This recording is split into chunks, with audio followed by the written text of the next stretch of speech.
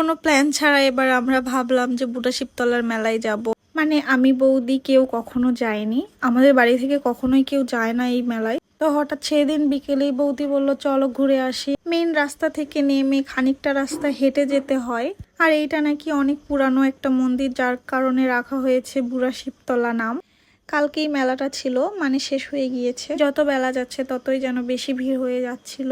এই জায়গাটা এত যে সুন্দর, জায়গাটা যথেষ্ট ফাঁকা ছিল, যার কারণে খুবই ভালো লাগছিল, বাতাস ছিল। আর যে পরিমাণ ভিড়, এটা যদি বন্ধ থাকতো বা খোলামেলা না হতো প্রচুর গরম লাগতো। আর শুভ আমার ভাস্তা ধ্রুবকে নিয়ে কোথায় গিয়েছে, এত ভিড়ের মধ্যে আমরা খুঁজে পাচ্ছিলাম না, যার কারণে এক সাইডে দাঁড়িয়েছিলাম, ওদের জন্য অপেক্ষা করছিলাম। আর এইদিকে খেলা শেষ হয়ে গিয়ে ওরা সবাই স্নান করতে যাচ্ছিল।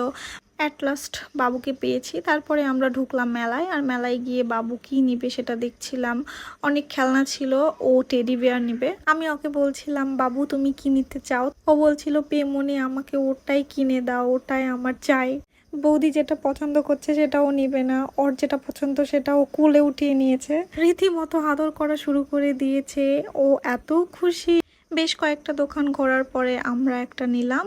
আর মেলায় এত যে দাম বলার বাহিরে, আর ও আমাকে দামও করতে দিচ্ছিল না, মনে হচ্ছে নিতে পারলে বাঁচে। আর তাকে সে তার মেয়ে বানিয়েছে, সে কত গল্প শুরু করে দিয়েছে। আমার বিষয়টা খুবই ভালো লাগছিল। তারপরে দেখলাম কিছু জুয়েলারি কালেকশন, এগুলা মনে হয় বৌদি গিফটের জন্য নিচ্ছিল। তো আমি বললাম এই যে এটা সুন্দর।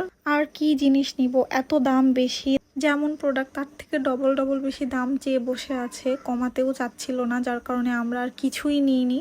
আর এইদিকে রাত লেগে যাচ্ছিল, যার কারণে আমরা তাড়াতাড়ি করে চলে যাচ্ছিলাম। এই যে আমার সোনা বাবাটা এত খুশি হয়ে গিয়েছিল।